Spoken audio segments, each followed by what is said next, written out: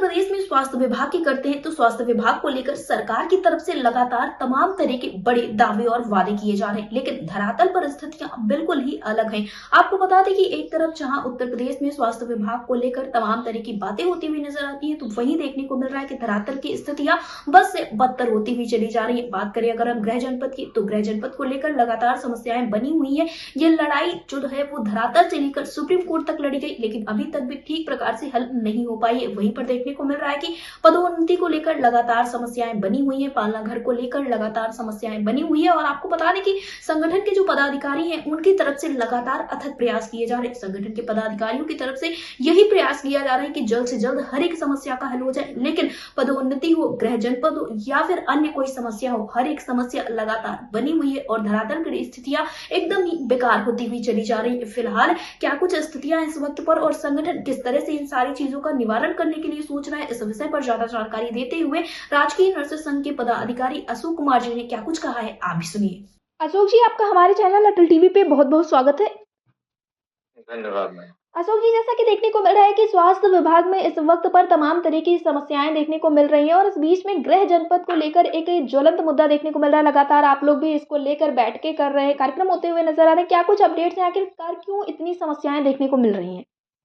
देखिए मैडम, गृह जनपद का मुद्दा ऐसा है नर्सेस का जी, कि जिसमें 2022 में भी मान लिया था अपर मुख्य सचिव जो तत्कालीन थे, जी, उन्होंने मान लिया था कि ये कर दिया जाए। 9 बिंदुओं पे 9 टॉपिक दिया था उन्होंने। जी, उसके बाद अभी 8 नवंबर को मेरा अधिवेशन था राष्ट्रीय नर्सेस संघ का उत्तर प्रदेश में। जी, माननीय उप मुख्यमंत्री जी चीफ गेस्ट थे। उसमें भी उन्होंने 5 बिंदुओं पर सहमति व्यक्त की थी कि इनको तत्काल पूरा कर दिया जाए। जी, नवंबर के बाद 2 फरवरी को हमारी अपर मुख्य सचिव अमित घोष साहब से मीटिंग हुई। मीटिंग के मिनट्स भी आ गए। 5 बिंदुओं पे ये हुआ कि 15 दिन में इसको कर दिया जाए। जी, गृह जनपद के लिए कहा गया कि इस पे जियो बना के ले आए, जियो जारी हो जाएगा। जी, जियो बनवा के स्वास्थ्य विभाग से पहुंचा दिया गया प्रमुख सचिव कार्यालय हमारे अनुभाग में, लेकिन अभी तक उस पर कोई कार्रवाई नहीं हुई। जी, अब हमें प्रमुख सचिव भी राजी है, गृह जनपद मिल जाना चाहिए। हमारे महानिदेशक भी राजी है, गृह जनपद मिल जाना चाहिए। जी, सब लोग, माननीय उप मुख्यमंत्री जी भी राजी हैं, गृह जनपद मिल जाना चाहिए। 90% महिलाओं का विभाग है। जी, परंतु माननीय उच्च न्यायालय में भी हम केस किए बैठे हैं, 3 साल से लड़ रहे हैं, जी, लेकिन अभी तक इसमें हमें आदेश नहीं प्राप्त हुआ है।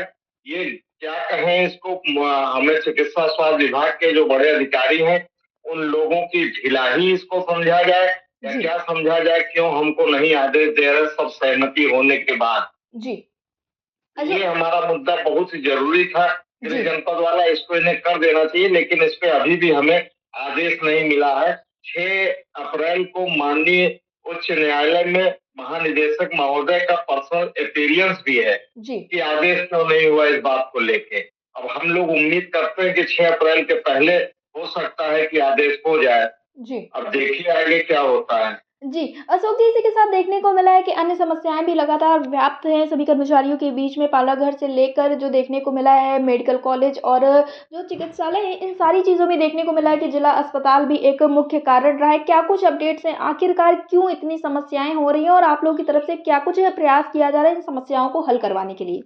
मैडम, सबसे बड़ी बात है पदोन्नति को लेके, ऊपर के पद से लेके नीचे तक के पद, हमारे कुछ पद तो 100% खाली है। जैसे हमारा स्वास्थ्य भवन में 2 पद है, सीएनओ का 1 पद, नर्सिंग सुपरिटेंडेंट का 3 पद। जी, ये दोनों खाली पड़े हुए हैं। जब से शासनादेश हुआ तब से, मतलब 2010 के बाद से किसी की नियुक्ति अगर ये किए हैं तो 1 आध महीने के लिए किए हैं। बाकी सब इस पे डॉक्टर लोग, अधिकारी लोग ही कब्जा करके बैठे हुए हैं। जी, ऊपर से जो अस्पतालों में काम करने के लिए उप नर्सिंग अधीक्षक का पोस्ट होता है, वो हमारे स्वास्थ्य विभाग में 18 पद है, जी, लगभग सभी खाली। जी, सहायक नर्सिंग अधीक्षक का पद है, वो 310 है। सरकार ने जो अस्पतालों को बंद कर दिया है, अपग्रेड करके चिकित्सा स्वास्थ्य विभाग से मेडिकल कॉलेज में बना दिया, वहां से लेके सब जगह उप नर्सिंग अधीक्षक के सारे पद नर्सिंग कैडर के खाली हैं। जी, उसके बाद आते हैं सीनियर नर्सिंग ऑफिसर की पोस्ट, जो पहले सिस्टर हुआ करती थी, उनके 1024 पद हैं। उसमें से भी लगभग 50% से ज्यादा, लगभग 600 पद खाली पड़े हुए हैं। जी, इस तरह से स्टाफ नर्सेज के पद हैं वो लगभग 10,000 पद हैं, 10,000 प्लस पद हैं। उसपे भी लगता है हमें 3,500 से 4,000 नर्सेज है, 6,000 पद खाली हैं। जी, ऐसे में कैसे ये लोग काम करेंगे, कैसे हम लोग काम कर रहे हैं, काम का दबाव ये हाल है कि लगातार अभी एक समाचार पत्र है, 3 दिन से लगातार 4 दिन से लिख रहा है कि सारे ट्रॉमा सेंटर का हाल। कहाँ जी, से ट्रॉमा सेंटर में काम होगा? जी, जब वहाँ ना नर्सेज है, ना अन्य कर्मचारी हैं, सारे पद रिक्त पड़े हुए हैं, पद भर नहीं रहे हो आप, तो कैसे इलाज होगा? सब भेजे जा रहे हैं अभी सुल्तानपुर, बस्ती, हरदोई और आज ही एनबीटी में जालौन का भी छपा हुआ है। जी, जी, सब जगह से मरीज भेजे जा रहे हैं। आज जालौन का तो छपा 77 मरीज आए हैं 27 मार्च तक, जनवरी से लेके 77 में से 7 भर्ती हुए, 70 रेफर किए गए हैं। जी, तो ट्रॉमा सेंटर सरकार रेफरल सेंटर बना दी है, तो सरकार के अधिकारी लोग बिल्कुल आंख में पट्टी बांध दिए हैं। सरकार कुछ देखना नहीं चाहती, जो हम लोग हैं हम लोगों से सीधे संवाद नहीं करना चाहती, ग्राउंड लेवल पे जो हम लोग काम करते हैं। जी, इससे ये भ्रांतियां पैदा हो रही, लगभग लगभग 50% से ज्यादा पद खाली हैं और कुछ पदों में तो 100% खाली है, काफी समय से खाली है। जी, ऐसे में इलाज होना आम जनता का बहुत ही मुश्किल हो रहा है। ये तो रही पदोन्नति की, और जी, नियुक्ति में भी वही हाल है। पिछले कई सालों से हमारे यहाँ नर्सेज की भर्ती नहीं हुई, जिससे लगभग 11,000, 10 से 11,000 के बीच में नर्सेज के पद है, उसमें 4,000 पद केवल बचे हुए हैं। जी, ये तो हाल पदोन्नति और नियुक्ति की है। जब पदोन्नति और नियुक्ति नहीं होगी तो कैसे सरकार में हम चिकित्सालयों में सेवा दे पाएंगे, अपनी हम सेवाओं को कैसे बढ़ा पाएंगे? जी। अतुल जी, तो इस इन सारी समस्याओं के से निजात पाने के लिए संगठन की तरफ से क्या कुछ तैयारियां, क्या कुछ कार्यक्रम किए जा सकते हैं? देखिए, संगठन केवल अभी लिख-लिख के बैठक कर रहा है, सब स्तर पे बैठक हो रहा है।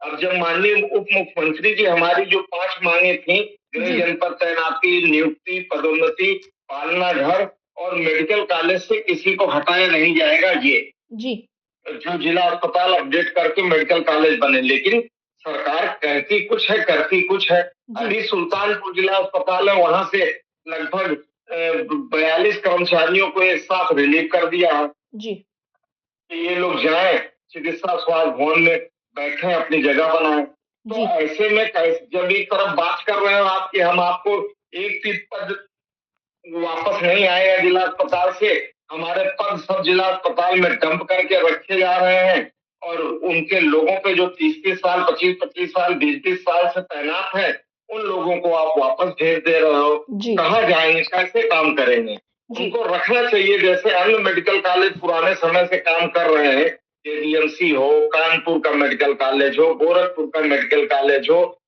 जी, मेरठ का मेडिकल कॉलेज हो, आगरा का हो, झांसी हो, वहाँ चिकित्सा स्वास्थ्य विभाग की नर्सेज भी काम कर रही हैं जी, और चिकित्सा शिक्षा की भी नर्सेज काम कर रही हैं। जी, ऐसे इन लोगों को ऐसे मौके पे जब बीमारी का समय आता है, आप हटा देते हो तो वहाँ पे कौन सफर करेगा? जी, इसलिए सारे मरीज रेफर होके केजीएमसी आते हैं और केजीएमसी में इतना प्रेशर होता है कि 250 मिनट का मरीज होगा तो 250 मरीज खड़े हैं लाइन में भर्ती होने के लिए। जी, रोज आए दिन झगड़ा लड़ाई हम लोग सब देखते हैं।